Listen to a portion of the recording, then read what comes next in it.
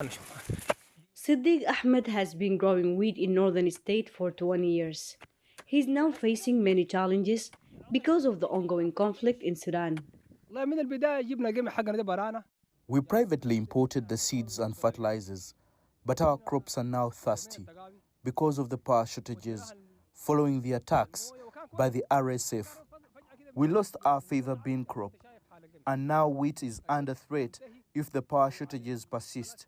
This is a real crisis. In 2024, a joint initiative between the United Nations World Food Programme, WFP, and the African Development Bank, EFDB, led to 70% increase in wheat production across 5 Sudanese states. The contributors have launched an emergency fund to face the mounting threats. The Sudan Emergency Wheat Production Project was funded with a $75 million investment and become a lifeline for the nation. But there is a risk of a dramatic decline in production due to the continuation of the fighting across the country. But the country is seeing an escalating hunger crisis, which is exacerbated by ongoing conflict and disrupted agricultural seasons. The destruction of agricultural infrastructure by flood and conflict and the migration of workers are also contributing to the problem.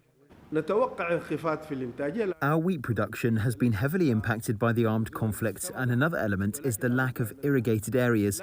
We have 175 million acres, but we only utilize 10 million acres. We produced 360 million tons last year.